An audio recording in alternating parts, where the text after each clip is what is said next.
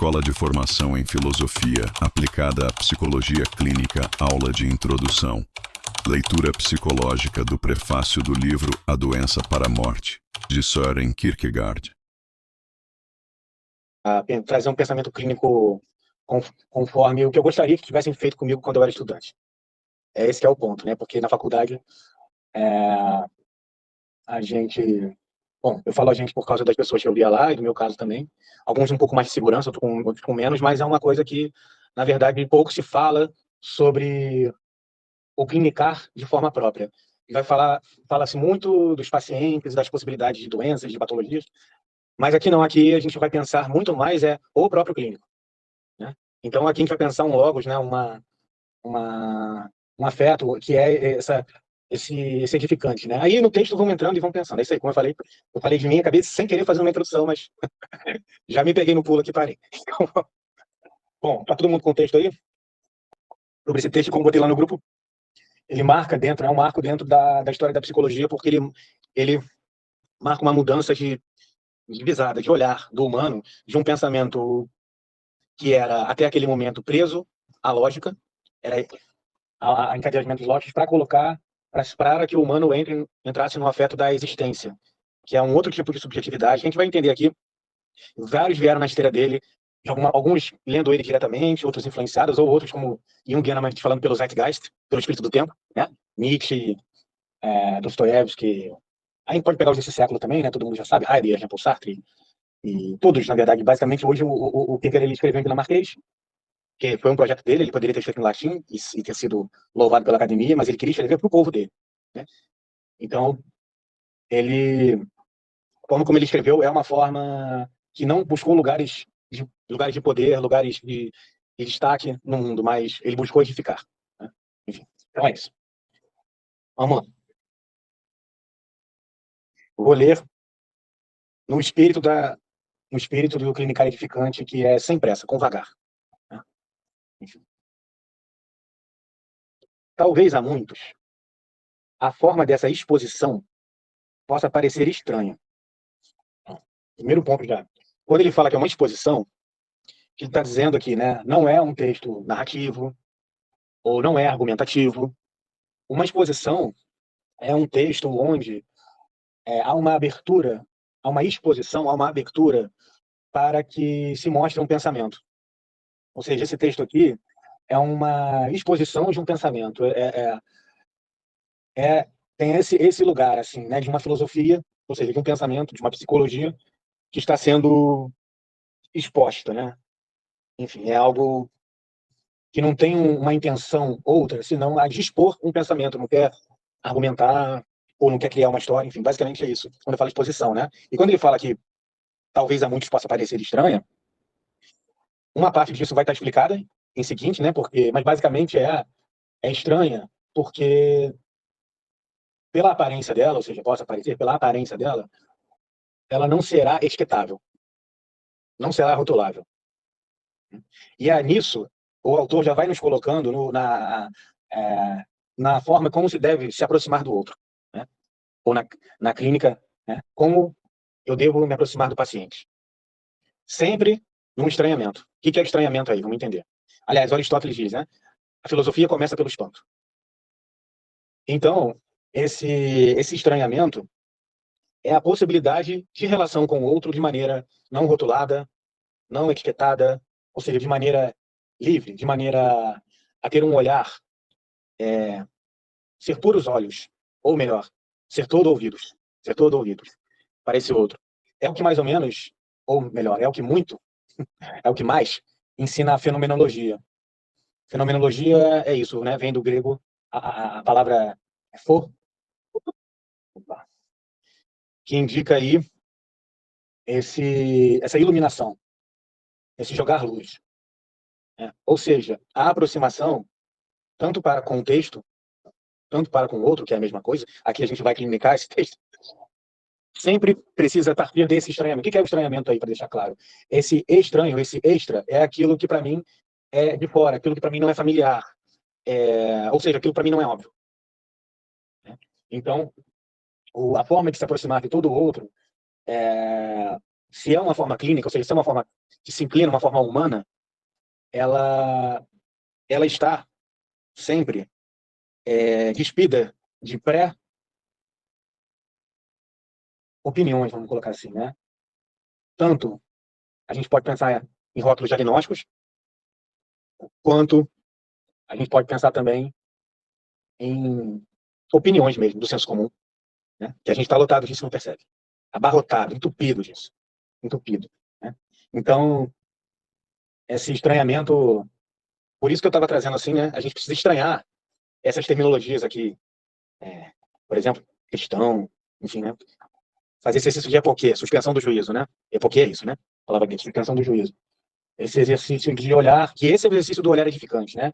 Essa é a possibilidade, mas eu não vou antecipar não, porque a questão do edificante vai entrar aqui no texto. Já entrou, na verdade, né? Agora eu vou ler essa parte. Parecerá rigorosa demais para poder ser edificante, e edificante demais para poder ser rigorosamente científica. Antes, deixa eu só avisar, caso alguém queira falar alguma coisa, mas falar, não quero interromper o que ele está falando agora, pode também levantar a mãozinha, tá? Pode fazer das duas formas, pode falar, ou pode levantar a mãozinha também. Enfim. Eu prefiro até que interrompa, mas eu entendo a pessoa que foi levantar a mão, tá de boa. Tá? Eu posso falar? Claro. É engraçado, né, que tem gente que se for estudando e gente que acabou se formar como eu. É engraçado como a gente sai da faculdade, né, cheio de teoria e cheio de enquadramento, né? Eu acho que é por isso que a abordagem humanista, ela é meio deixada de lado na faculdade, sabe? Porque a gente é levado mesmo, né, a enquadrar o ser humano, né? E por exemplo, como eu até pratico TCC, né? Porque eu estou trabalhando em clínica e em clínica de plano de saúde e faço especialização na abordagem, né, centrada na pessoa, e lá eu desconstruo isso o tempo todo, né? E você vai desconstruindo. Aí quando você vai para a clínica mesmo, no caso eu tive um paciente muito difícil e que a TCC eu só consegui a evolução dele através da humanista. Quando eu comecei a colocar todo esse meu olhar, né? A Luciana está aqui, ela me ajudou muito nessa desconstrução minha que eu venho trabalhando, né, nessa desconstrução. E você vê que realmente é isso, né? Não dá para você enquadrar, porque tem um transtorno bipolar ou um transtorno borderline. Aí você, só para deixar um parênteses, aí você vê realmente que quando você consegue se desfazer disso tudo e você consegue realmente, né, se colocar aberto àquilo que você falou, um olhar não assim limitado, né? A coisa começa a fluir. Um olhar leve, né? É leveza, é um olhar de vida, de fluxo de vida, né? Que é um olhar que não retém, é um olhar que não aprisiona o outro, mas que já vai libertando, né? Isso vai estar em questão aí. Você queria falar mais uma coisa? Eu te interrompi? Não? Foi só uma... Não, beleza. Isso que você estava falando é o que vai entrar aqui, né? Porque a gente vai pensar aqui talvez não como um humanismo, mas como uma clínica do humano, né? Do humus. Essa palavra humano vem de humus, que é aquela terra adubada, terra fértil, né? Isso aí vai entrar, que é a mesma raiz de humilde, né? Que tem uma humildade aí envolvida. A gente tem que tomar cuidado com esses sentidos das palavras, assim, que hoje estão gastos, estão pesados, né? Essa humildade aí não tem a ver com o que hoje talvez possa se pensar como modéstia, mas é a própria condição do humano. É humilde, é humano. Isso que umidifica, outra palavra que vem de humus, a terra, né? Então, nossa tarefa vai ser essa, de através do nosso humus, da nossa humanidade, humanizar o outro. Lembrei o que eu ia comentar. O que você falou, Luciana, tem um momento que o Jung fala algo assim, conheça todas as teorias, conheça todas as técnicas, porém, quando for clinicar, que seja apenas um humano diante de um humano, de um outro humano, né? Então é isso aqui, essa pegada, né, existencial, essa pegada que o Jung, ele era um pensador, né? O Jung tem a genialidade dele, né, que a gente está lendo o Kierkegaard, que ele é anterior, e certamente o Jung foi influenciado pelo Kierkegaard, enfim, mas isso é um outro assunto. Mas isso é liberdade, né? Porque o clínico, ele, digamos assim, o mundo, né? Todo o senso comum, inclusive o senso comum da psicologia, vai tentar nos capturar para um lugar de covardia, onde a gente precisa se apoiar no manual, né? Para ser o doutor ali, a doutora, para estar naquela defesa, né? Naquela autopreocupação, naquela autocompaixão, de não se expor, né? Frente a esse outro que me desafia a estar com ele, né? Mas enfim, eu não quero, não vai entrar isso aí bastante no texto aqui ainda, né? Então, esse outro aqui, né? Parecerá rigorosa demais para poder ser edificante e edificante demais para poder ser rigorosamente científica. Bom, aí ele já traz o paradoxo, né? O paradoxo tem tudo a ver com a entrada também no pensamento contemporâneo, saída da modernidade está dando pensamento contemporâneo, que o Kierkegaard ele é o pensador do paradoxo. Ele, inclusive, diz, né, que um pensador sem paradoxo é um amante sem amada, né?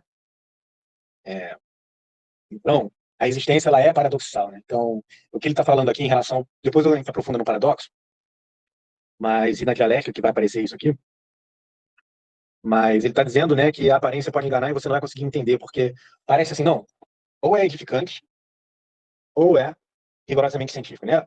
E aí ele vai falar assim, pera lá, vamos entender o que é isso aqui, né? Mas ele vai dizer, para nós aqui, ele vai dar um indicativo, ele vai dar um aceno para qual é, digamos assim, a essência desse texto, né?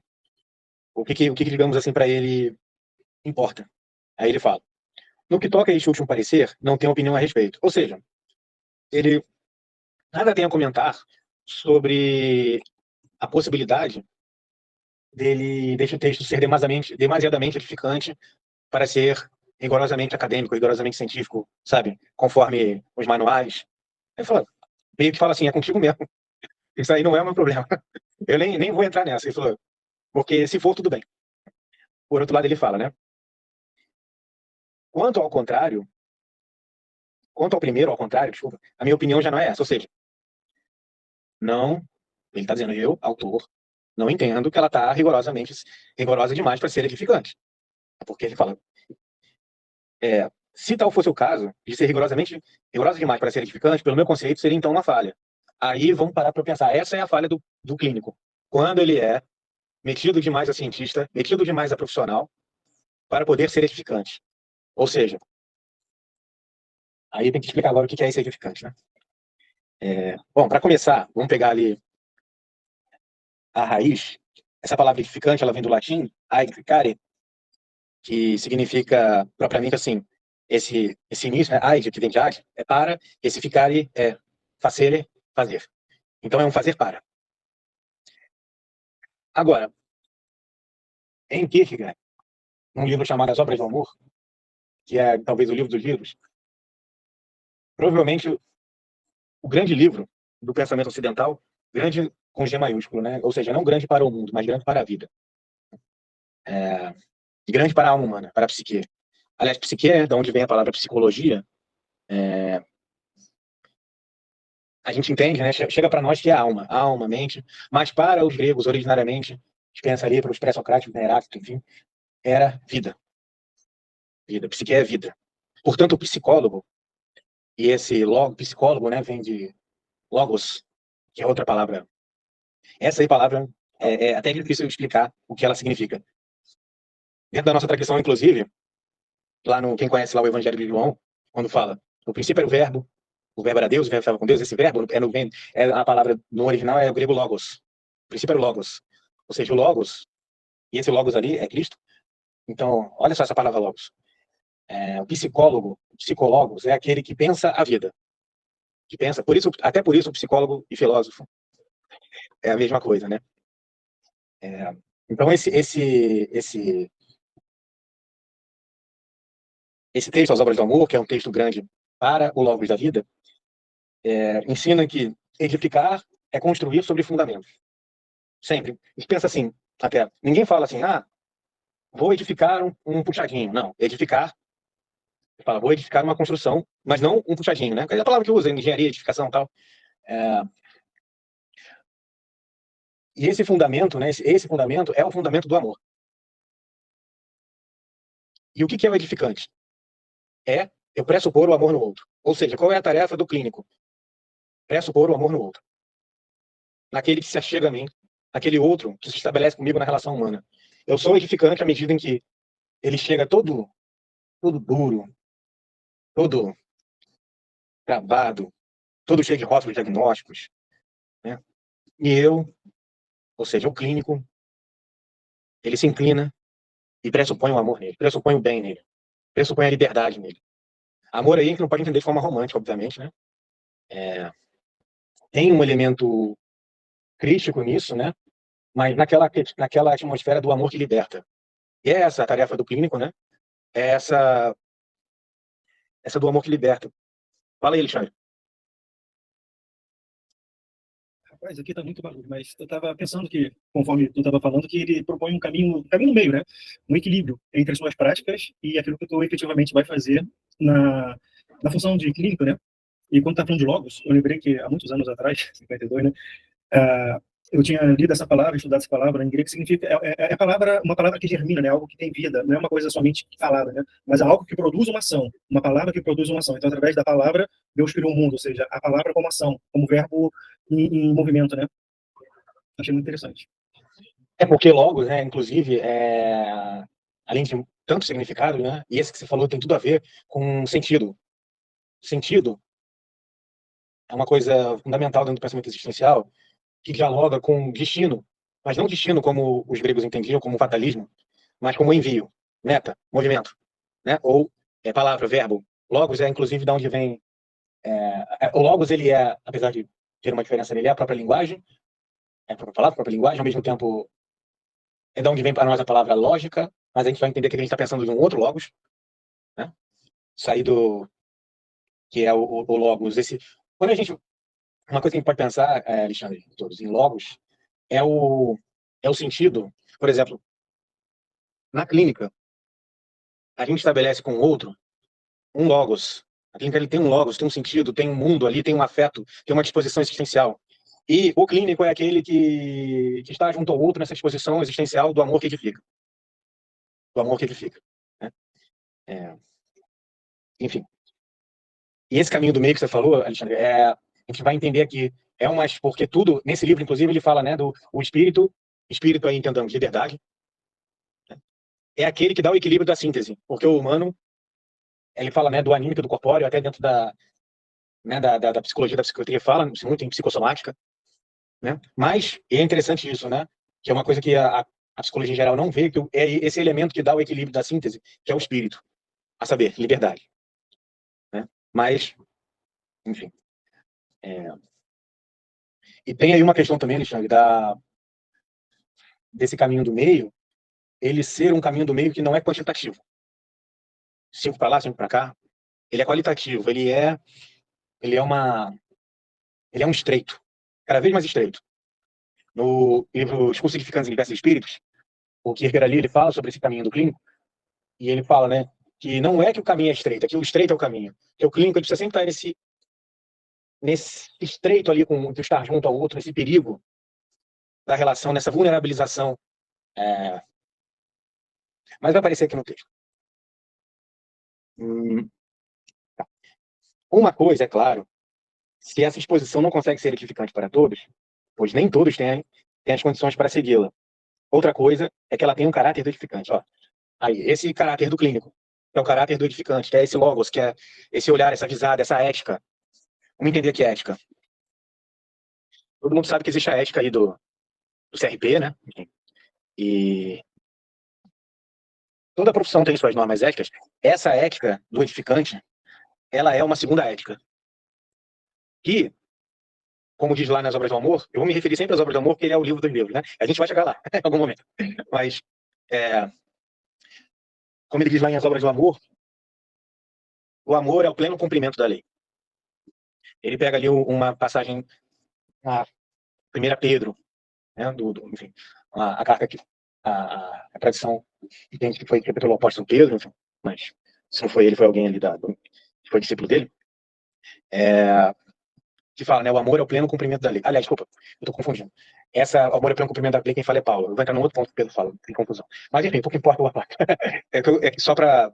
Eu tô me referindo às obras do amor, porque pra gente aqui é mais interessante do que ficar se referindo a Novo Testamento, essas coisas, porque a gente está mais interessado nessa clínica do humano e não em Bíblia, essas coisas, né? Enfim. Então lá, o amor é o pleno cumprimento da lei, o que quer dizer isso, né?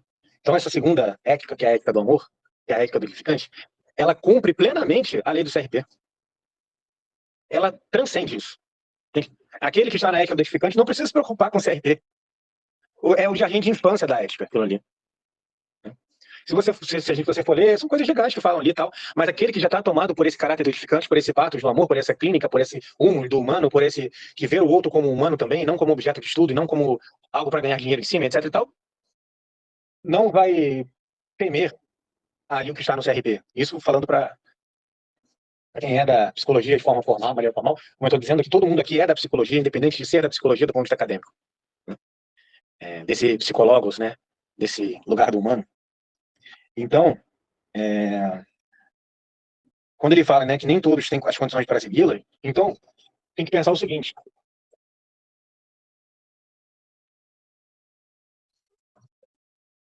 na relação com o outro, eu tenho a minha postura clínica, independente se o outro vai compreender no primeiro momento ou não. É preciso exercitar-se na paciência, na permanência, nesse afeto, nesse edificante, ainda que este outro não vai entender a minha linguagem. Vai entender que linguagem não é só o que se fala. É tudo aquilo, é todo o logos, tudo aquilo que eu exalo. Né? Então, lembrar quem foi que disse isso, mas pouco importa, mas a clínica, a cura, vamos colocar assim, na clínica, né? Cura, aí entendamos também outra palavra, vem do grego, cuidado. Até por isso tem aquilo de curadoria, essas coisas assim, né? É algo de no sentido grande da palavra, de um pastoreio, né? Que é essa tarefa clínica, né? De estar com o outro, é tudo isso ao mesmo tempo. Mas tem que entender o que é pastoreio, que não é mandar em ninguém, o que é clínica, que não é mandar em ninguém. Já vou te passar a palavra, Joana. Então, essa clínica, essa linguagem, né? Porque o clinicar, ele é contágio. Ele liberta a liberdade do outro, eu liberto pela minha liberdade. Eu trago a liberdade do outro a partir da minha liberdade. Ou seja, a partir do meu logos edificante, a partir da minha postura edificante, da minha liberdade, do meu desprendimento, o outro vai se abrindo. É estranho, mas é assim que acontece na relação humana, né? Quem nunca viu isso? Chega, a pessoa tá toda aqui. Às vezes é uma criança que chega, né? O clínico, ele tem que ser como criança. Ele tem esse criar, né? Ele está criando vida ali. Criança vem disso, né? Criança é a atitude do que é criança. Né? Ele vai criando vida a partir disso que não é intelecção, mas é afeto, afetação. Afeto é aquilo que afeta, né? Enfim, é aquilo que exala de mim. Então eu tenho esse olhar edificante, eu tenho essa postura edificante, e isso, ainda que o outro não esteja apto para logicamente compreender, pouco importa. Né? Joana? Oi. Não, é uma coisa que me vem à cabeça aqui, né, lendo o texto que ele fala sempre muito nesse amor, que você já adiantou que não é esse amor romântico, né? E me vem muito a ideia de uma correspondência assim, desse amor com a ideia de compaixão, né? Não sei se eu estou correta nessa correlação, mas uma ideia de compaixão oriental, que seria isso que é mais do que uma empatia, não é se colocar no lugar do outro, mas é entender que todos sofrem e desejar a liberdade de todos, né? É uma coisa mais que transcende essa empatia, que transcende, que na verdade é um amor, né? Mas não é esse amor romântico. Eu não sei se é correta essa minha correlação que eu faço com a compaixão, mas me vem muito essa palavra quando eu vejo ele tratar desse amor. Então, tem tudo a ver com isso. Então, vamos pensar aqui. Esse amor, ele é do grego ágape, mas também é uma outra palavra grega é caritas com K. Existe o caritas com C, que é latim, e o caritas com K, que é grego, que tem tudo a ver com a compaixão, Joana. Mas vamos entender o que é compaixão. Esse exemplo que você deu de compaixão é o mais próximo mesmo. Porque, se a gente entender compaixão aqui no sentido do senso comum, aquela compaixão que o Nietzsche atacou ferozmente ela, que ele fala que é autopiedade, na verdade, porque eu não posso carregar a cruz do outro, né? Paixão, né? A paixão é a dor do outro, né? Então, a compaixão, enquanto eu tirar o outro, o paciente da tarefa dele, da dor dele, não é libertação, não é amor. Se eu coitar, né? Tratando o paciente como coitado, coitar, é daí que vem a palavra coitado, é isso mesmo. Ou seja, eu estou ferrando o outro. Então, essa compaixão, porque existe essa seria, Joana, uma espécie de segunda compaixão. Sabe que no conceito de angústia ele fala disso, né? Vou até pegar aqui, ver se eu consigo achar rápido aqui a página. Ele fala dessa compaixão aqui. Ele fala, né? Vamos entender aqui. Porque ele está falando de formas da gente ver o que ele chama aqui de demoníaco. Demoníaco ele pega da tradição também, da tradição cristã, né, daquele que está possuído por um demônio, mas ele fala que não é disso que ele quer falar. Ele está falando daquele fechado. O demoníaco seria aquele hermeticamente fechado, aquele outro fechado, que, por incrível que pareça, não quer a liberdade. Ele não quer se abrir. Isso na clínica é o que mais aparece. E aí eu posso lidar com ele com compaixão, uma falsa compaixão, que é a pena, ou uma segunda compaixão, e aí pode chamar de misericórdia. Misericórdia, miséria, córdia, coração. Ter coração para a miséria, misericórdia. Ou seja, eu ter o meu coração na miséria do outro, mas sabendo que é um encontro de dores. Portanto, eu tenho coração para a miséria do outro e eu coloco-me na dor de precisar. A minha dor é o fechamento, é o demoníaco do outro, é o estado do outro. Eu sinto a dor da minha incapacidade de ajudá-lo, vamos colocar assim.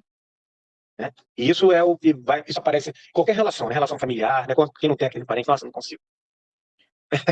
E na relação humana e na clínica é direto, né? Então ele fala assim, que essa compaixão, né? Essa primeira compaixão que coloca o outro como coitado, aí pensa, é o destino dele, coitadinho, aí fica aquela peninha do outro, assim, sabe? Aquela coisa que romantiza, que lambe ferida, que isso, que aquilo, né? Aí ele fala assim, a compaixão está tão longe de beneficiar o padecente que antes nela só conservamos o nosso próprio egoísmo.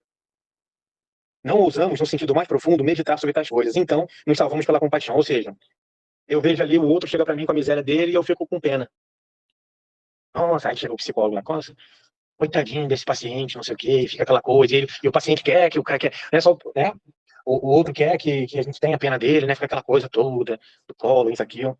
E aí ele fala aqui, só quando o compassivo, em sua compaixão, essa agora é a grande compaixão, só quando o compassivo, em sua compaixão, se relaciona com o padecente de tal maneira que compreende o sentido mais rigoroso, que é de sua causa que se trata, só quando sabe identificar-se com o que padece, de tal maneira que, lutando por uma explicação, luta por si mesmo, abjurando de toda reflexão, tibieza e covardia, só então a compaixão já cria significado. Só aí encontra talvez o sentido. Pois nisso o compassivo se diferencia do que padece, que o primeiro padece de uma forma mais elevada, ou seja, elevada, edificante. Elevação. Ou seja, esse amor que ele fica, ela precisa ser uma compaixão edificante. Quero dizer, é um acolhimento da própria angústia, a angústia é constitutiva do humano, mas o outro está angustiado diante da possibilidade de se abrir, não vai dar para aprofundar isso agora, mas eu me angustio com o outro, mas... Bom, tem já... Então, uma outra palavra que é sinônimo de liberdade aí é fé. Ou seja, eu tenho fé. Por quê? Porque eu vejo aquilo que os olhos não veem, o quê? Eu pressupondo o amor no outro, a liberdade no outro, né? Enfim. E aí eu posso edificar o outro a partir dessa coragem que eu ganho diante da dor do outro. Mas vai nos perder aqui do texto? Vou voltar para nossa. Isso aqui é importante. Do ponto de vista cristão, tudo deve servir para edificação. O tipo de cientificidade que, em última instância, não edifica é, por isso mesmo, não cristão. Bom, já tem dado aí um aceno para essa palavra cristão. Não sei se alguém já captou, mas o sinônimo para aqui de cristão é clínico. Cristão, clínico. Porque qual é o mandamento cristão? Ama a teu próximo como a ti mesmo. Então a relação cristã é sempre uma relação clínica. É sempre essa relação do amor que edifica. É sempre essa relação interessada. Não busca os próprios interesses, mas interessada no outro. Ou citando Kant fala assim, Kant ele tem não sei se alguém já ouviu falar, uma coisa chamada imperativo categórico. Né? E assim, são três máximas lá. Né? Uma delas é a seguinte, trata a todo outro e a ti mesmo, nunca apenas como um meio, mas também como um fim em si mesmo. Então, a relação clínica com o outro, ou seja, a relação nesse sentido aqui cristã com o outro, é essa relação que o outro nunca é apenas um meio, mas um fim em si mesmo, para mim. Então, olha só, vamos retomar aqui a força e o vigor disso que ele está falando aqui. Do ponto de vista cristão, tudo deve servir para edificação. O tipo de psicologia, o tipo de cientificidade que, em última instância, não edifica, é por isso mesmo, não clínica. Que é o seguinte,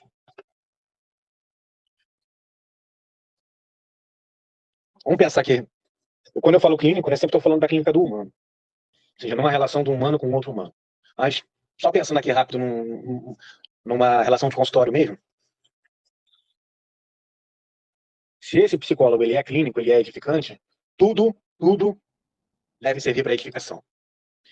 Então, portanto, Ele não é curioso sobre a vida do outro. Ele não é, sabe? Ele não está interessado naquilo que interessa. Ele tem um olhar apurado, um escuta apurado, sendo um olhar também, que está ali, atento àquilo que importa, àquilo que é vida. Ou seja, a tarefa do clínico vai ser muito mais entender o outro naquilo que ele diz do que a facticidade. O clínico, ele não é, como diz o Nelson Rodrigues, não é um idiota da objetividade. Ele é aquele que está captando os sentidos, os afetos, o pathos, né, como o Alexandre trouxe, o que está em jogo ali, né? Isso aqui vai ser interessante, que ele vai evoluir nisso aqui, né? Então, portanto, o clínico, ele não é amor, porque não pode ser amor, porque ele é humano, mas ele tem essa tarefa de amar, ou seja, a tarefa de visar a liberdade do outro. Quero dizer, a tarefa do clínico não é ser amado pelo paciente, pelo outro, não é. Pode até ser odiado, inclusive, e nisso estar amando, né? É o contrário. Nas obras do amor, o que ele mostra ali, né, que amar o outro é ajudar o outro em sua liberdade. Ou seja, na linguagem cristã seria em sua relação com Deus. Ou seja, em sua relação com aquilo que há de mais próprio em si. Em sua liberdade. Deus é outra palavra muito gasta, né? Tem que tomar cuidado.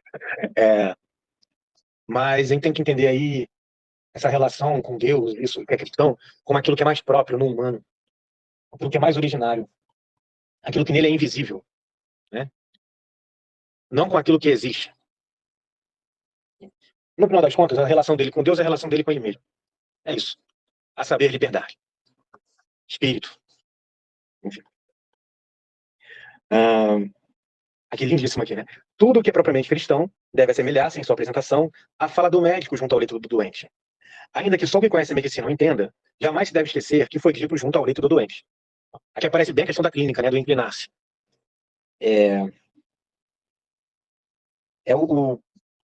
Ou seja, tudo aquilo que o clínico diz é um discurso transposto. Essa palavra edificante, inclusive, é uma palavra transposta. O que é uma palavra transposta? É uma palavra que vem de um mundo para outro. No caso, a palavra edificante é uma palavra do mundo do espírito, ou seja, do mundo da liberdade. Não é uma palavra do mundo objetivo. Portanto, muitas vezes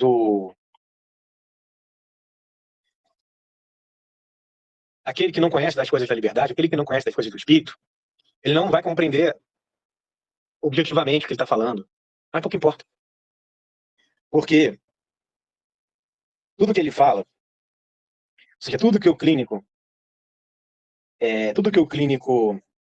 apresenta, ele fala em sua apresentação, apresenta, ou seja, tudo que o clínico, em sua linguagem, em sua manifestação, em seu caráter mais próprio, em sua prática, em sua ética, que é a mesma coisa,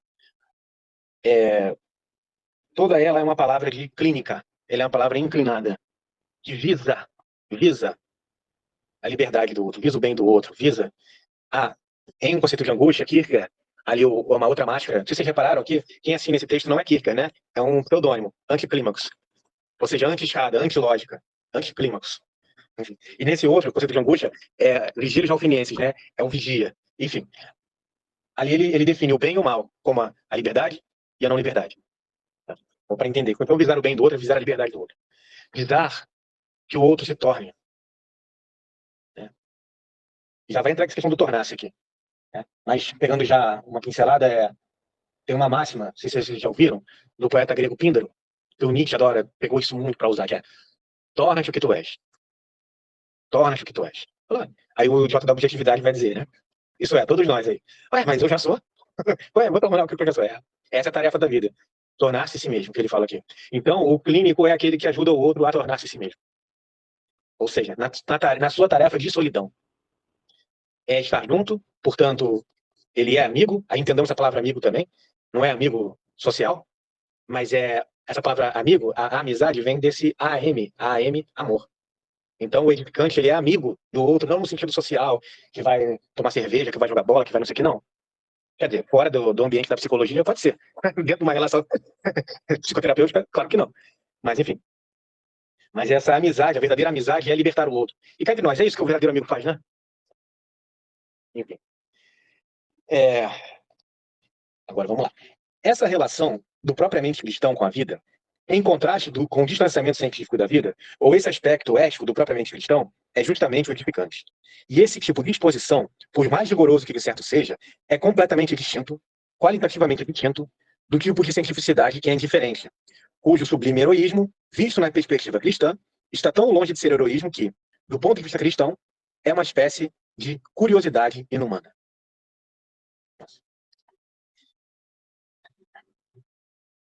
Bom, heroísmo. Relação, esse é grande, né? Começar a tropeçar nas palavras aqui, né? Que diabos é isso de heroísmo? Que heroísmo é isso que ele tá falando? O herói, ele sempre tem uma jornada, não é isso? Né? O Jung se espalda nisso, né? Enfim. Então, existe uma relação propriamente cristã, a saber, propriamente clínica, com a vida, que está em contraste com a relação do suposto cientista com a vida, com o outro, com a alma, vida, alma, psique do outro. Estamos falando de, como sempre, de psicólogo, de vida. É a mesma coisa. Né? Ou esse aspecto ético do propriamente cristão, no mundo, quando a gente fala em ética, a gente pensa muito em moral, né? Essa palavra ética vem do grego ethos, que tem um sentido de costume, etc e tal, moral, né? Moral vem de mora, é o cor da maioria, mas a palavra mais originária são dois ethos. Um é com dois T's, outro é com T, pouco importa. Essa ética significa teto, morada, abrigo. Então a ética, vamos colocar assim, a primeira ética, que é a ética do certo e do errado, da moralidade, da mundanidade, ela é aquela que ela é compartilhada com os outros, precisa ser entendida, ela é do acordo da maioria, ela é do mundo. Agora, esse não. Esse, do propriamente cristão, do propriamente clínico, é justamente o edificante. Ela não precisa ser compreendida, não vem de um acordo da maioria, ela vem do próprio. Isto pode inclusive ser visto pelo mundo como algo errado. Mas como assim você, por exemplo, vai chegar o psicólogo, o clínico. O clínico aqui vai ser sempre esse mais próprio, o clínico precisa maiúsculo, né? Então, vai chegar o cientista e vai dizer, como assim, cara? Não, você tem que chegar e pegar o seu manualzinho, tentar enquadrar ali o outro nisso. E vai dizer, não. Será que eu vou ajudar o outro que estiver fazendo isso? Então, essa ética, esse aspecto ético do propriamente clínico, que é justamente o edificante, é dessa segunda ética, né? Que é individual e que nem todos estão aptos para entender. Mas o mais interessante é isso. E não é algo imoral, algo antiético, conforme o CRP, não. É algo que cumpre e transcende. Ou seja, você só não se preocupa. Porque você já está cumprindo, assim, sabe? Com sobra, sabe? Como eu disse, é o jardim de infância da coisa. Aí ele fala aqui, né? Que esse tipo de exposição, por mais rigorosa que de certo seja, né, é completamente distinto, qualitativamente distinto. Então, eu tenho que entender que essa distinção é qualitativa, ela é invisível. Do tipo de cientificidade que é indiferente, cujo sublime heroísmo, ou seja, quando fala cujo, está dizendo que o heroísmo da cientificidade que é indiferente. Que heroísmo é esse? Que, na verdade, ele está dizendo aqui que não é heroísmo, é falso heroísmo, né? Ele vai dizer depois aqui que não é. Mas é a jornada daquele que advoga em causa própria. Quero dizer, aquele que não quer edificar, aquele que não quer amar, aquele que pensa no outro como uma forma de me dar bem. Se a gente pensar em relações humanas, é aquele que se relaciona a partir do outro, com o outro, só a partir da própria carência. Chegar numa relação que não seja de consultório, por exemplo, aqui é a mesma coisa. Quando eu vejo o paciente só como uma forma de eu ganhar dinheiro, sabe, ou como uma forma de eu aplicar minha técnica que eu aprendi nova, né?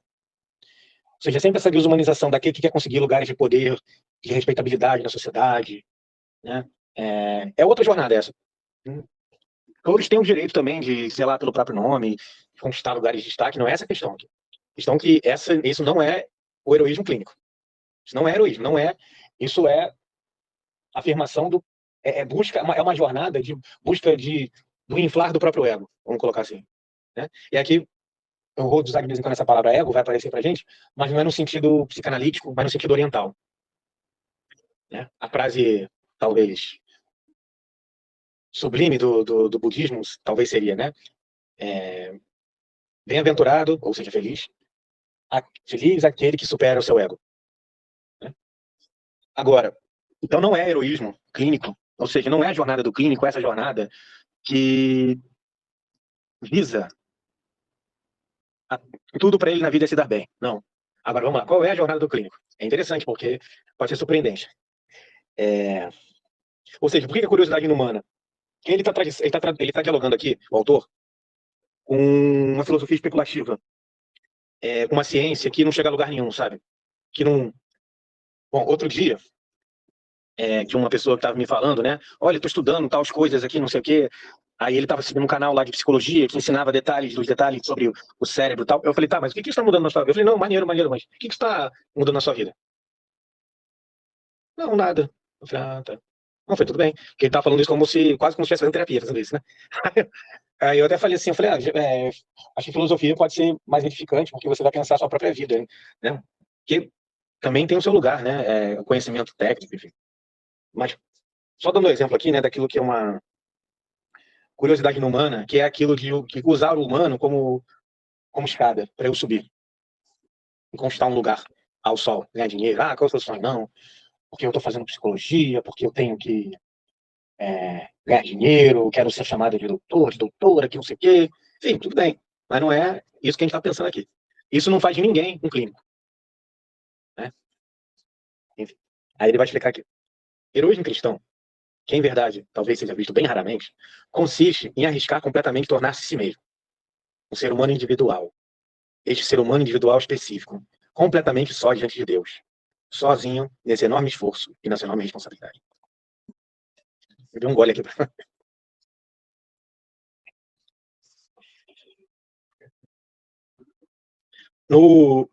Na primeira frase desse texto aqui, ele fala, né, que essa exposição, eu estava explicando a questão do estranhamento, a exposição parecer estranha.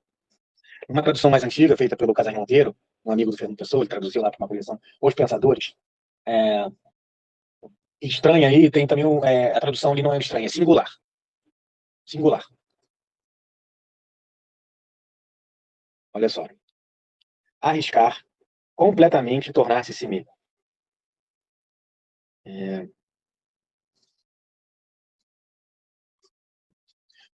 Ou seja, se eu me arrisco completamente tornar a mim mesmo,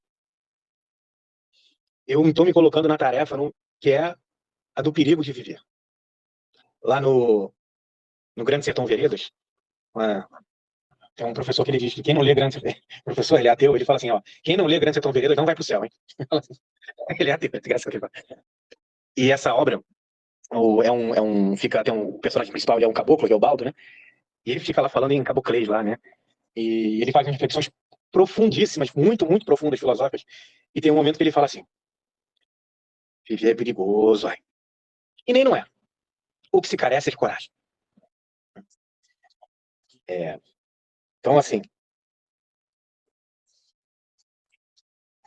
isso aqui é bem central mesmo, porque, como eu estava falando, essa liberdade, o que é essa liberdade? Tornar-se si mesmo.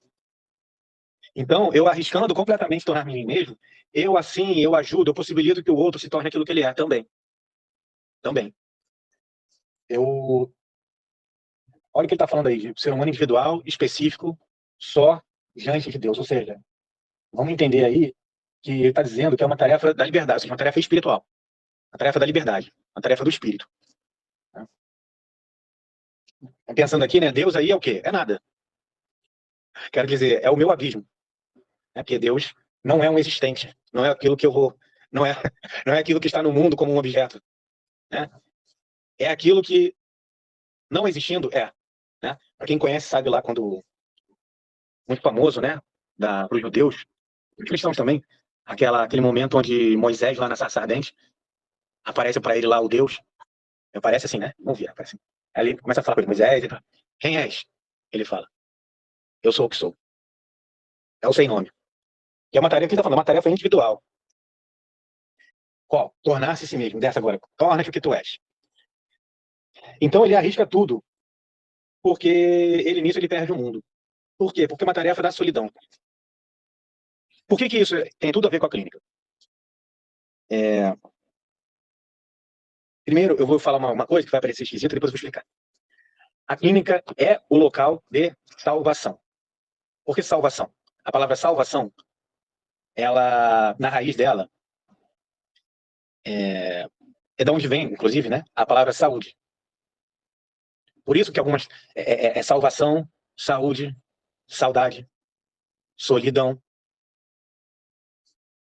Essa solidão, ou seja, eu dar ao outro o direito, ou seja, porque o clínico, ele não edifica, ele não tem o poder de edificar nada no outro. Ele pode ser edificante. Ou seja, ser livre, estar ali arriscando completamente tornar-se si mesmo, para abrir espaço, aquele famoso convém que eu diminua para que ele cresça, para abrir espaço para que o outro torne-se aquilo que ele é. Ou seja, o clínico, ele está ali para ajudar na transformação do outro, para que o outro possa se transformar, a saber, tornar-se si mesmo. Mas ele não é ele que faz, não é pela vontade do clínico que isso acontece. É tarefa da solidão do outro. O clínico é o guardião dessa possibilidade. Ele é o guardião daquilo que o Kierkegaard lá no Conceito de Angústia chama de salto na fé. Que é o salto na própria experiência, na absurdidade do viver. Ou, como diz a Clarice, né, pensadora, grande pensadora existencial, Clarice Lispector, uma crônica dela saiu do livro dos Prazeres, uma aprendizagem, virou filme, inclusive. É uma reflexão que a personagem principal, Lori, começa a fazer, que é a própria experiência da angústia, quando ela fala: e se eu fosse eu? Se eu fosse eu? E se eu fosse eu? E ela começa a sofrer, porque ela quer achar uma prova, que ela é professora, quer achar uma prova que ela guardou, mas não sabe onde está. Aí ela fala assim: quando acontece isso, eu me pergunto, se eu fosse eu, onde eu teria que colocar essa prova? Ela falou: às vezes dá certo, mas às vezes eu fico tão tomada pela pergunta, se eu fosse eu, que começo a pensar. Ela fala: diria melhor sentir. E não me sinto bem. Experimente. Se você fosse você, como seria e o que faria? Aí ela fala: logo de cara, há uma queda, né? Porque a mentira fala: a mentira sobre a qual nos apoiamos foi deslocada como apoio. A angústia do humano é dessa pergunta, se eu fosse eu. Dialogando um pouco com o conceito de angústia, que a gente vai entrar em seguida, o que o Virgílio Joffiniense, não, o pseudônimo explica, né? A angústia é a vertigem da liberdade como possibilidade para a possibilidade. Ou seja, o humano, aliás, quem trouxe à baila essa questão da angústia, que hoje a gente fala angústia, Kierkegaard. Depois todo mundo foi falar disso. Ou seja, é a vertigem da liberdade, ou seja, ele faz a imagem de alguém diante de um abismo, diante de um prédio alto, aquela vertigem que dá Por quê? Porque o humano, como o futuro dele é incerto, são possibilidades. Eu tenho essa vertigem dessa multidão de possibilidades e eu tenho um medo sem objeto. Mas essa angústia, que é um sufocamento que eu tenho que me tornar. Porque, assim, vamos explicar isso do tornar si mesmo de uma outra forma. O cachorro não precisa se tornar cachorro, ele já é cachorro. Ele já é perfeito como é. O gato. O humano não. Ele é o único que precisa se tornar. Quem nunca teve inveja, assim, ter um bicho em casa, olha assim, pô, ele fica ali, né? Que vida boa, ali deitado. O humano não, o humano é esforço, o humano é lida, o humano é dor. Ele precisa se tornar aquilo que ele é. Ele precisa desse esforço. E o clínico jamais pode ser aquele que rouba ele desse esforço. Sabe? Então ele tá doendo. Ou seja, psicologia com P maiúsculo, clínica com C maiúsculo, jamais vai ser, vamos aliviar aquela dor do outro. Não. Essa dor, essa angústia, ela é o que aponta para o quê? Para a possibilidade. A saber, torna-te o que tu és. Liberdade.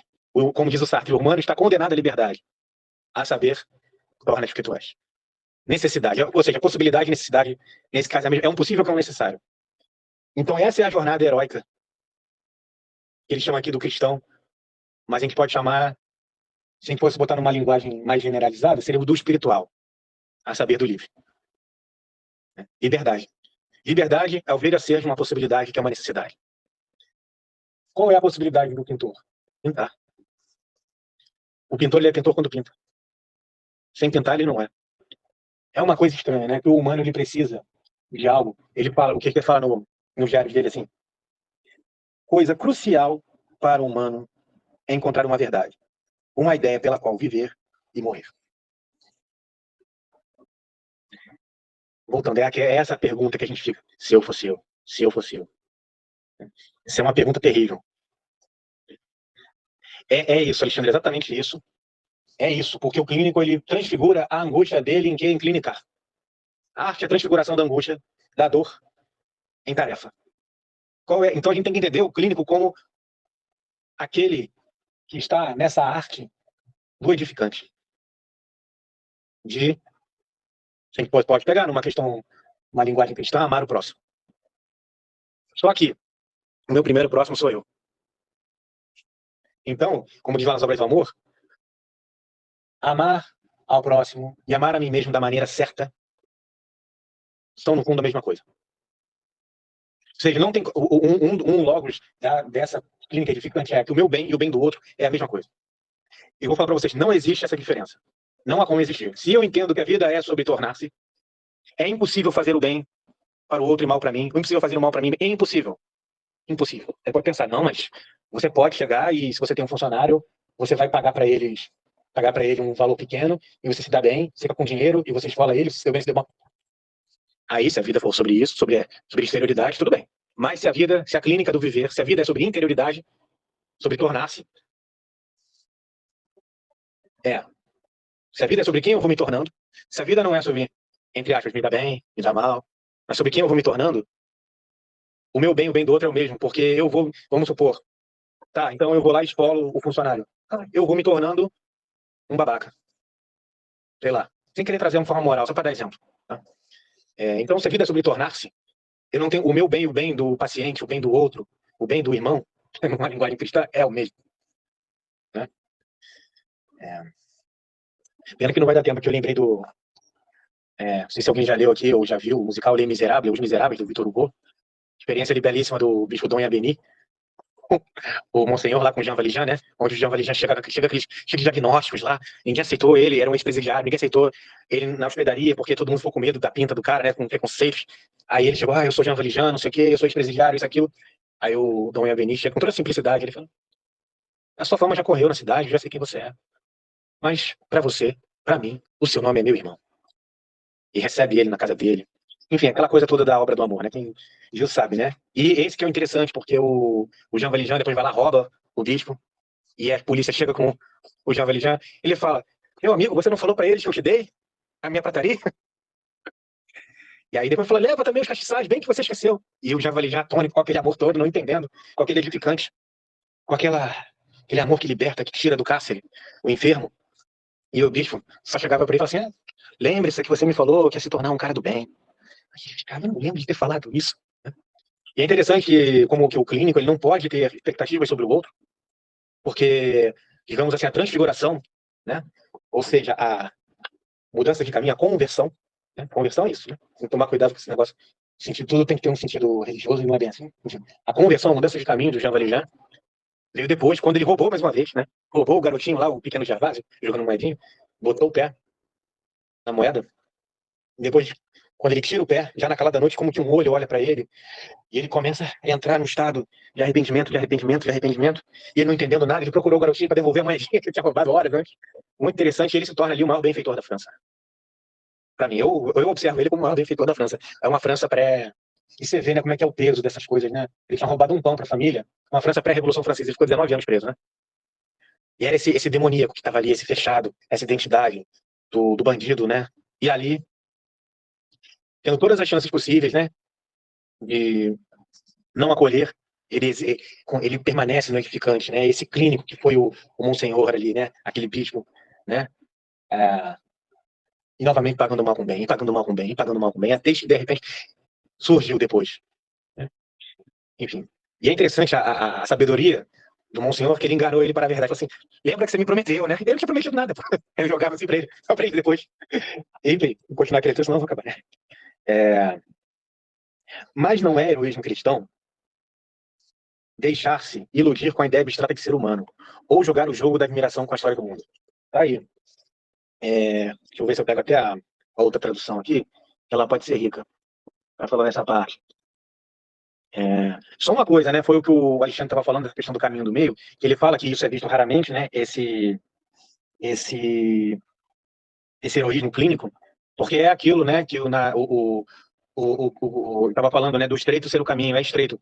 Nos evangelhos, vocês já devem ter ouvido, não sei, que o Cristo fala, né? Que a porta da morte, ela é larga. A porta do mundo, né? A porta do todo mundo, da opinião pública, do que todo mundo faz, do que todo mundo. Muitos são os que passam por ela, mas a porta da vida, ela é estreita, né? E são poucos. Então é isso. Porque o clínico, ele precisa ser um diferencial na vida do outro. E que benefício tem, cá entre nós, o paciente numa relação clínica, onde o psicólogo fala o que todo mundo fala? Vê ele como todo mundo vê. Age como todo mundo age. Trata como todo mundo trata.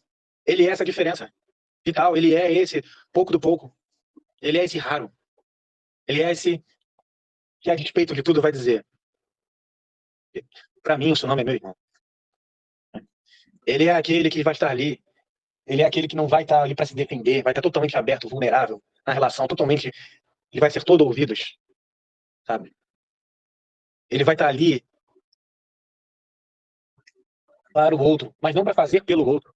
Não para dar uma terceira perna ali para o outro se apoiar e impedir de caminhar, como todo mundo vai fazer. Ele vai estar ali, às vezes, para tirar esse apoio, essa terceira perna, para ele caminhar, ajudar isso nele. Luciana? Não, eu só queria colocar essa reflexão em relação a, tipo, que eu tenho visto, né, hoje em dia, a terapia das evidências, né? Então, para onde que eu olhando para a clínica, né? Eu tenho pouca experiência de clínica, né? Mas para onde que está indo o clínico? Porque hoje em dia, com a ênfase, né, da terapia das evidências agora, tipo, eu sou uma pessoa que eu uso muito as redes sociais para ver comentários. Eu gosto de ver os comentários, sabe? Eu gosto de ver o comportamento ali, né? E aí por acaso, aparece muito psicólogo, e quando alguém pergunta, qual abordagem que eu vou? Aí eu falo, melhor é evidências. Melhor é, hoje vou estudar evidências, pra você ganhar dinheiro. E aí eu fico vendo para onde que a gente está indo, né? Porque se a porta estreita da vida, né? A porta é estreita, né? Para onde que a psicologia clínica está indo, alargando tanto? Eu não sei, eu só fico me questionando nisso o tempo todo. E até posso colocar um pouco de frustração, né? Assim, de estar recém-formada e que eu vendo o mercado, né? Assim, só. Sim. Então, que eles chamam, né, de terapia baseada em evidências, né? Que na verdade esse nome é um nome que eles estão dando agora para dizer que o TCC ou, enfim, ou as abordagens objetivantes são as únicas científicas, né? E na verdade aqui o que o Kierkegaard está dizendo aqui, que existe porque existe um lugar no mundo, sim, para vamos entender, né? Existe um lugar do mundo para o positivismo, né? Que é essa tradição aí que eles estão se agarrando, mas o que, por exemplo, faz medicamento, que faz uma opção de coisa, que faz tudo, né? Agora a dificuldade é que qual é a questão aí? Justamente seria assim, eu preciso ter uma terapia que se apoie no manual, né? Portanto, essa é baseada em evidências. Ou seja, onde, no caso, onde protege o humano do encontro humano, né? Porque, assim, é bom entender, né? Uma, digamos assim, uma tentativa de reduzir o humano ao aspecto meramente corpóreo, né? Mais ou menos o seguinte, né? Vou pensar aqui. Quem entende de piano? O cara que constrói o piano ou o pianista? Né? Ou seja, quem entende de uma... Quem entende mais de uma flor? É o botânico ou é o poeta? Então, a questão da tentativa de objetivar a alma humana, claro que de alguma forma, quando o pessoal fala, vai nessa que você vai se dar bem, o pessoal nos comentários, você já está entrando nesse falso heroísmo, né? Da vida como um lugar para se dar bem, e não de eu me torna-te aquilo que tu és. Né? Não é, isso não é um clínico, essa clínica é uma clínica, digamos assim, com C minúsculo, né? Que é conforme o curso desse mundo, conforme o todo mundo, conforme. Por isso que é mais difícil a tarefa do clínico, que ele vai pensar a vida, a existência, porque ele vai ter que aprender a remar. Por outro lado, todo esse exercício espiritual, exercício de liberdade, ele vai tornar talvez holisticamente falando, humanamente falando, psicologicamente falando, filosoficamente falando, o mais preparado. né? Porque o do manual, se sair um pouquinho ali da regra, ele fica perdido, ele não sabe o que fazer. Ele vai estar ali apoiado no manual, a gente tem que ter como mediador da relação, como protetor, né? E o humano, aquele que está no sofrimento, ele odeia isso, né? Cá entre nós, a pessoa está sofrendo, vem alguém com frase feita para achar que vai te, vai te ajudar. Aí, pô, fala, pô, tá de brincadeira, não sou um rato do laboratório, né? Não vem com técnicas, enfim. Mas é bem por aí mesmo.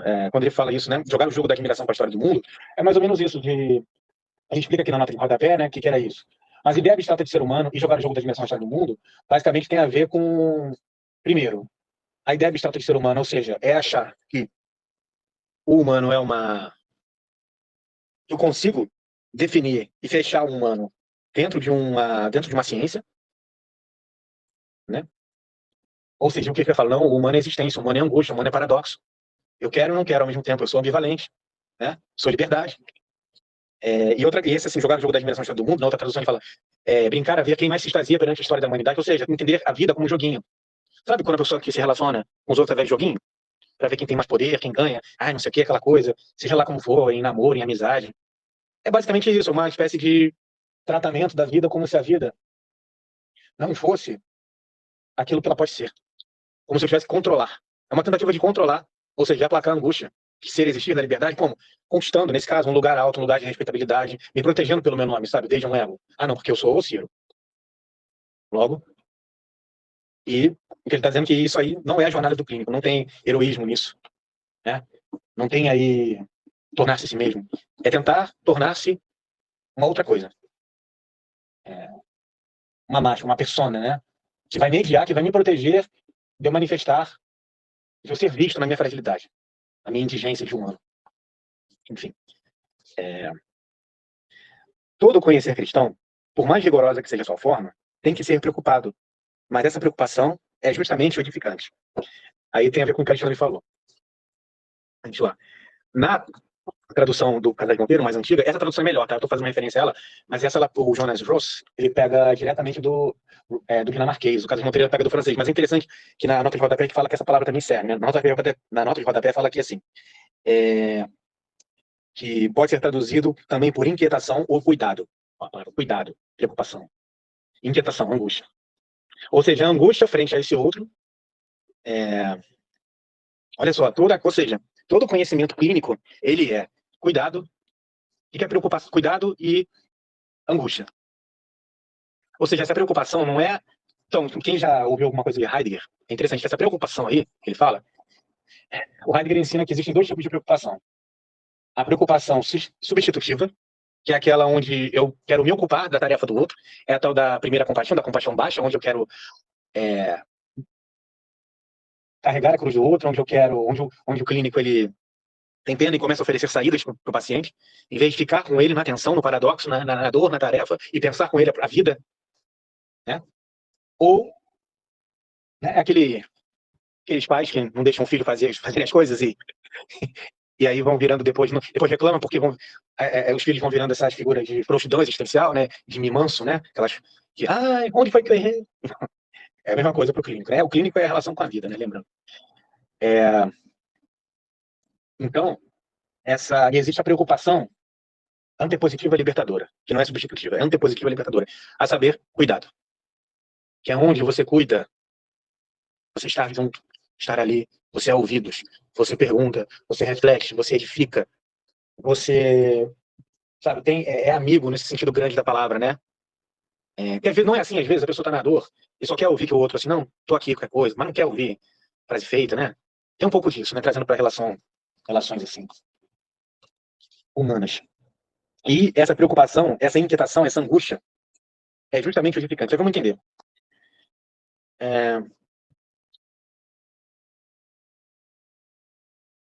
Como é que entendamos aí, isso tudo, a gente pode falar também como amor.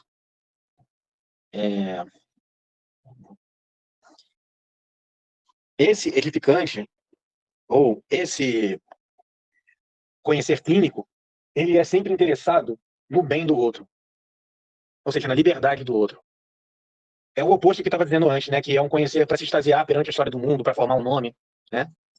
Enfim, ou seja, na verdade é o seguinte, toda relação em qual eu estou sempre pensando como que eu vou ficar bem na fita, sair bem na foto, não é clínica. Tudo bem, a questão não é condenar isso, a questão é entender o que é clínico na relação, que é essa, que sempre está em jogo ali a liberdade do outro, sempre, sempre. Sempre tem essa visada ali, sempre tem esse norte. Né? Aqui, isso aqui é interessante. A preocupação é a relação para com a vida, para com a realidade da personalidade. E, portanto, no sentido cristão, é a seriedade. Seriedade. Então, vamos entender aí, então, a relação clínica é a relação própria com a vida. O que seria essa realidade da personalidade, né? Essa é a relação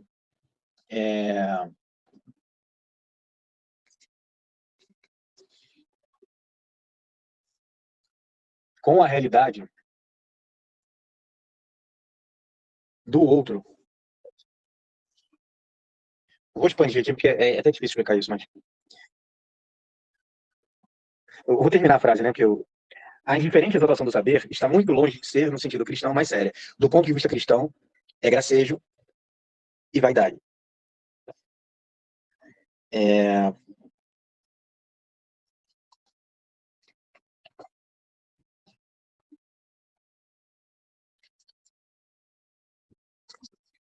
Qual é a relação séria para com a vida, clinicamente falando?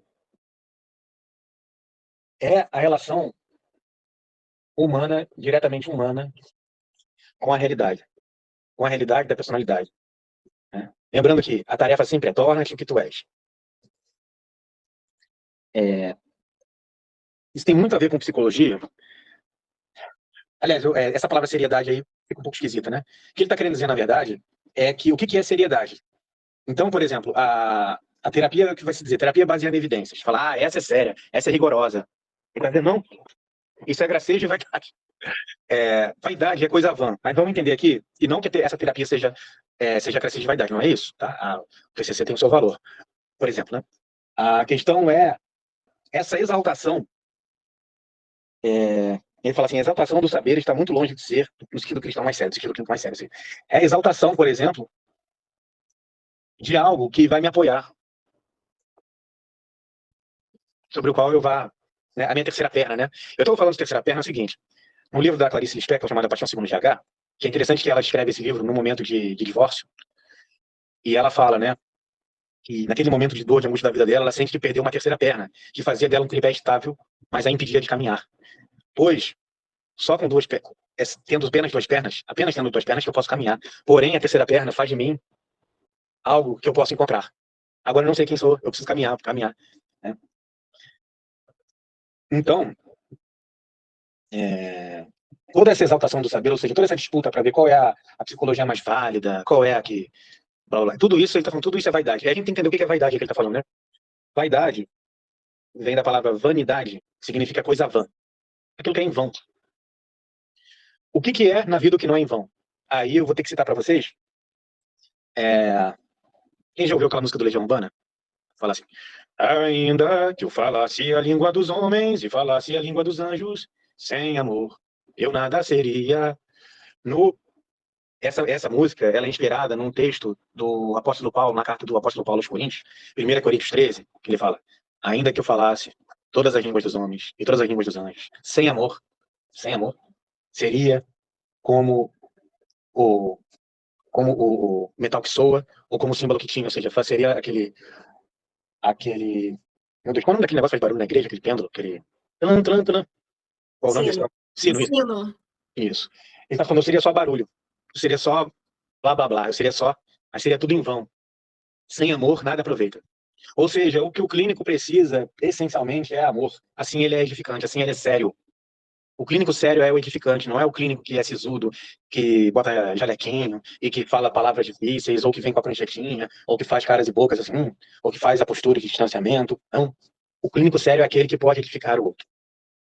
Esse não é aquele que é posudo nas relações, que se coloca como cara. Não, é aquele que tem essa humilhação, né? Essa humilhação é isso, né? Vem de humildade. Não existe humilhação. Humildade é humilhar, é isso mesmo. Aquele que assim, né, que devem ter ouvido, aquele que assim mesmo. Tem uma frase que fala assim: como está escrito na Bíblia, os humilhados serão exaltados. Não está escrito nada disso. Está escrito assim. Não tá, foi o próprio Cristo falou: aquele que assim mesmo se humilha será exaltado, aquele que assim mesmo se exalta será humilhado. Então, assim, essa humilhação, esse humus, aquele que se humaniza, aquele que se inclina e bota a mão na lama, esse é o sério. aquele que está ali, junto, na dor, sem ter uma saída mágica para o outro, mas que sustenta, e que edifica, e que pensa, e que tem essa grande compaixão, né? Que é essa segunda compaixão, essa coisa grande da vida, da misericórdia, tem um coração na miséria. Enfim, esse é o sério. Esse é o sério. É aquele que ama. É aquele que o paciente, ou que o amigo, esse outro olha e fala, ai, ele sabe que ali tem. Que ali tem essa ética. Não a etiqueta. A palavra etiqueta é isso, pequena ética. Não a pessoa da etiqueta, mas da ética, com E maiúsculo, dessa segunda ética. Enfim. O que ele fala aqui, né? Mas essa seriedade, por vez, é o edificante. Né? Isso eu já acabei de explicar. Este pequeno escrito está, pois, num certo sentido, constituído de tal modo que até um estudante poderia escrevê-lo. Mas, num outro sentido, talvez de modo que não é para qualquer professor que conseguiria escrevê-lo. Então, é maravilhoso, né? Porque, olha o que ele fala. Fala, isso que eu escrevi, talvez um estudante poderia ter escrito, mas talvez um professor não. Porque um acadêmico, né? Um doutor. Porque o que ele está falando aqui é de desespero. Né? Eu até não peguei a questão da realidade da personalidade, lá eu ia falar assim, ele está falando da realidade do desespero, né? Mas enfim, isso vai aparecer ali.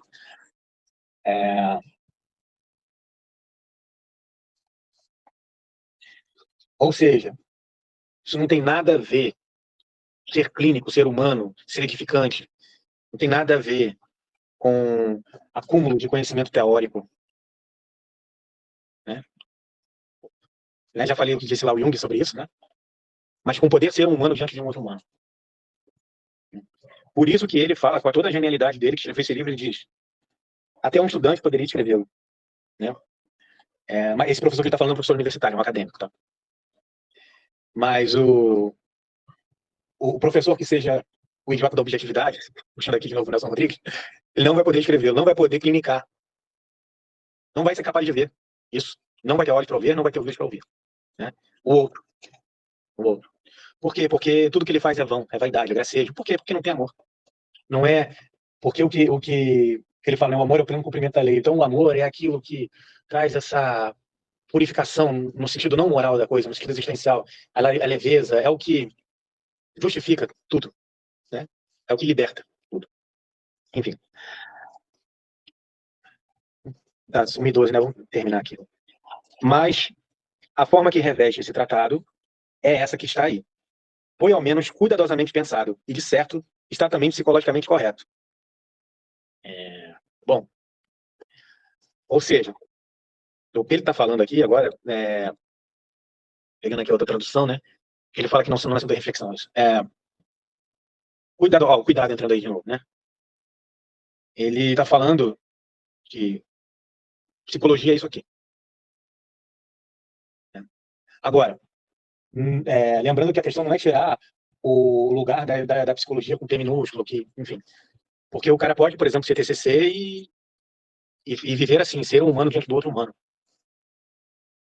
Nada impede, porque não precisa, aliás, não precisa nem ser psicólogo. Então, do ponto de vista das formalidades, né? Então, ele foi escrito de forma cuidadosa, de forma amorosa, e, portanto, ele sabe que é psicologicamente correto. Há um estilo que é mais solene, que é tão solene que não expressa muita coisa. E quando você está acostumado demais com ele, então facilmente acaba por não dizer nada. É que eu estava falando aqui nessa questão da solenidade, né? Que nada é, que é a vaidade. Porque, na verdade, vocês já repararam isso? Às vezes parece papo de... Tá vendo no direito uma coisa assim, que fica uma verborragia de juridiquês, às vezes? E não sei o quê, às vezes aquelas coisas assim, na política, não, porque Vossa Excelência, não sei o quê, aquelas coisas, aquelas formalidades, fica aquela coisa, um querendo ser mais posudo do que o outro. Ele está falando assim, que pelo hábito, quando a gente está acostumado demais, é uma coisa heideggeriana do hábito, né? Porque tudo que vira uma terceira perna, tudo que se torna hábito, tudo que eu me sinto já dono daquilo, eu me sinto doutor, eu já saí da tarefa. Eu tô fora. Né? Eu já não vai ter esse cara. Você sabe, é interessante. Eu não sei, bom, tem alguém, acho que foi a Fernanda, né, que falou que leu. Carl Rogers, foi a Fernanda, né? Não sei. Luciana, eu não lembro agora. Foi a Luciana, né? No Tornar-se Pessoa, o Carl Rogers fala de uma experiência que foi feita, né, de uma pesquisa, que foi com 4 grupos de pacientes, né? Um deles seria de uma abordagem mais dessas, baseada em evidências, né? Que era na época chamava de psicologia da aprendizagem. A outra com psicanalistas e a outra com ACP, né? Abordagem centrada na pessoa, do Carl Rogers. E o 4º grupo com nada. E é interessante que, assim, o grupo que deu o pior resultado de todos, em termos de melhora, foi o da terapia baseada em evidências lá, né, da psicologia da aprendizagem. O segundo, pior, foi o que não teve intervenção nenhuma. Né? Ou seja, ficou até pior. A forma moralizante que trataram eles tal, foi até pior, né? De manual ali. O segundo foi a psicanálise, e o que deu o melhor resultado foi aquela que era mais desprezada de todas, que foi a relação humana, né?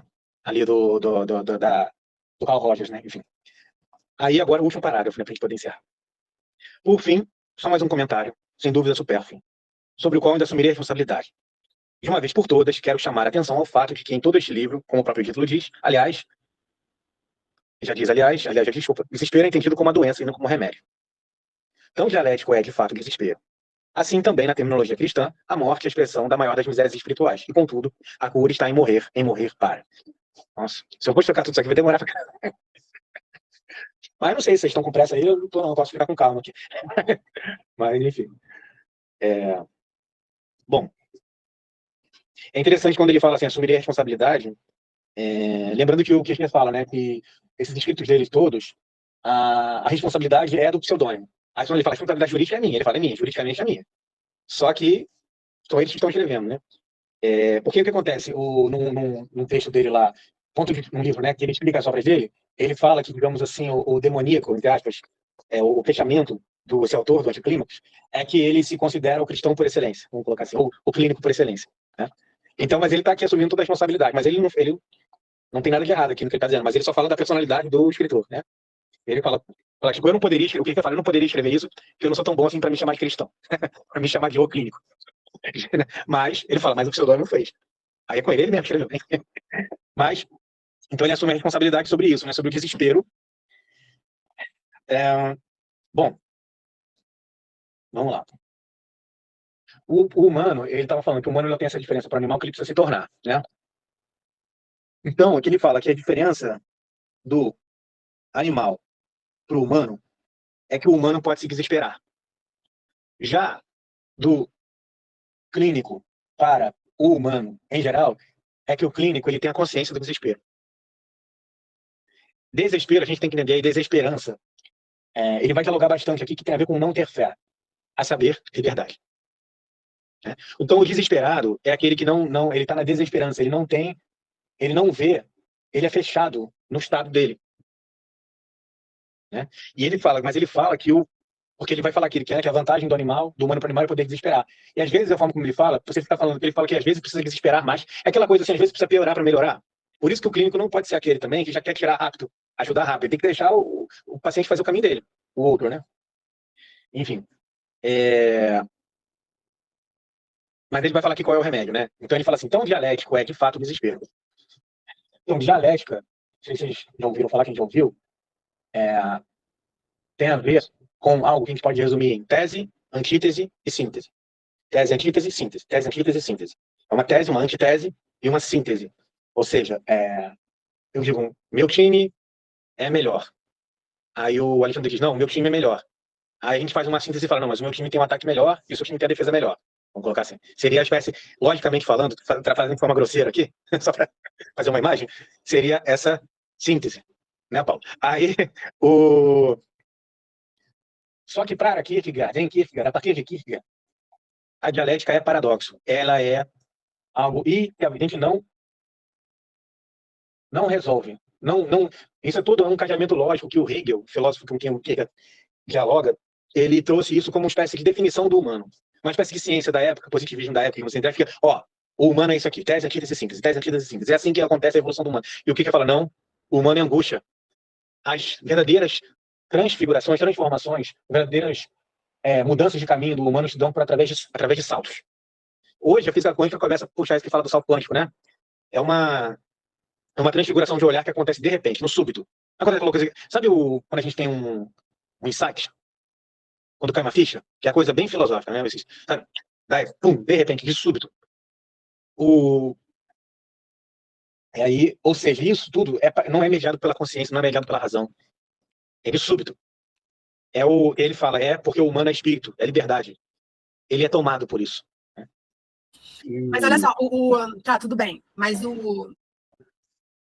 pode ser até uma carga genética, né, de sobrevivência, de autossobrevivência, né? Quando você está no mergulho de total dissolução, no desespero, você tem um vislumbre. E aí você se agarra para sobreviver. Né? Tipo, mas Mas isso não é a metanoia, não é a mudança de mente, isso, né? Se agarrar a algo para sobreviver é algo que pode ser ainda do desespero, né? Porque ele está falando aqui de metanoia, né? Metanoia é a palavra grega que indica mudança de mente. Quando, de repente, sabe, o seu olhar muda para algo, assim, para a vida, de súbito. Não sei, né? Não, Pode falar. a gente que faz terapia, a gente vê isso, né? Tipo, a gente, porque a terapia faz a gente entrar, às vezes, num turbilhão de angústia. Né? E um bom terapeuta é exatamente aquele que, de alguma maneira, está do seu lado, exatamente aquilo que você falou, que eu até anotei, né? É o clínico que leva à liberdade, né? Então, só que às vezes eu me questiono se tudo bem, não vou pro Aaron Beck, assim, que vai também, ele acha que, de alguma maneira, o comportamento pode levar você também a essa sobrevivência, né? Sim, mas são coisas diferentes, sim. É porque isso aqui é uma coisa mesmo da experiência, a experiência do de repente.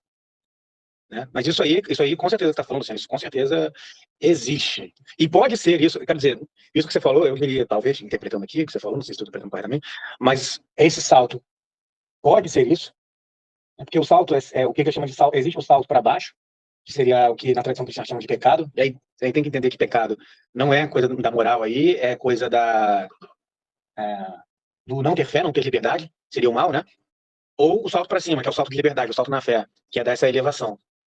Né? É o súbito. Mas estou trazendo aqui o que o Hegel ele estava dizendo sempre que ele trazia o humano como a mente humana, a transformação humana, não era transformação, era sempre um conjunto de encadeamentos lógicos, né?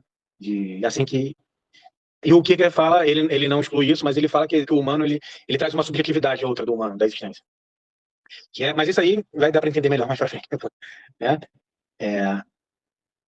Isso aí, Alexandre. Inclusive, por quê? Porque o humano, ele fala, o humano é uma síntese entre o anímico e o corpóreo, né? Entre psique e soma. E ele fala, quem é que põe a síntese? É o espírito, a liberdade. A liberdade é a que faz a síntese, que sempre precisa ser refeita. Na verdade, Luciana, a questão é do humano como um constante devir. Não tem como paralisar o humano, sabe? Definir, pegar, capturar. Ele é um permanente, como diz lá também no Grande Sertão Veredas, o Guimarães Rosa lá fala no final, né? Humano, travessia. É isso, humano, travessia. Humano é um través, é uma travessia. Né? E aí, essa coisa, essa final aqui parece que né, fica parecendo meio difícil de entender. Ou seja, qual é o paradoxo? O paradoxo não se desfaz. Essa é a questão na clínica. A gente não está ali para desfazer o paradoxo, para fazer o paciente, então é isso, então é aquilo. Não, a gente está ali para estar junto no paradoxo. Porque o humano tem a ambivalência, né? É o Deus me livre, mas quem me dera. Aquele texto lá que os filósofos adoram, lá do Gênesis, de todas as árvores podem comer do fruto de todas as árvores, exceto dessa que está no meio, a do conhecimento do bem e do mal. E qual é a árvore que eles querem comer? É essa. A atração do humano para aquilo que o pode matar. Né? Ali ele fala depois assim, né, nessa. Assim também, na terminologia cristã, a morte é a expressão da maior das misérias espirituais. Ou seja, da maior das misérias propriamente humanas. Né? Contudo, a cura está em morrer para. Vamos ajudar aqui. Esse morrer para, na tradução do Casais Monteiro, ele chama morrer para o mundo. O que dentro da tradição cristã vai ser entendido, aliás, o problema não é nem a tradição cristã. O problema é como que talvez chega para os nossos ouvidos hoje. Por exemplo, né? Não estou dizendo que está errado, mas quer dizer, nesse sentido está errado. Quando fala, morrer para o mundo é o que é, não beber, não sair, não tem nada a ver com isso que ele está falando aqui. Sim. Esse morrer para o mundo, ou seja, solidão. Torna-te o que tu és. Ou num outro livro, tem um texto curtinho, de um livro belíssimo do Kierkegaard, bem psicológico mesmo, chama Adquirir a sua alma na paciência. Adquirir a sua alma na paciência. Porque essa tarefa de adquirir a própria alma, ou seja, a própria vida, é a tarefa da paciência. E é lindo que ele fala assim, tá, mas então, através da paciência, eu adquiro a minha alma, beleza. Mas como é isso? O que eu consigo, de fato, pela paciência, então? Paciência. Tá, mas através do quê? Através da paciência. Mas eu consigo, você se torna paciente. É só isso? É só isso. Ou seja, pacientar. Essa é a tarefa do clínico. Pacientar. Ué, mas o paciente não é o paciente, é o terapeuta, é o clínico, os dois. Ele exerce, na paciência, ele contamina o outro com a paciência. Né? Paciência é a palavra que vem como o Alexandre lembrou, vem do grego pathos. Né? Dor, paixão, dor.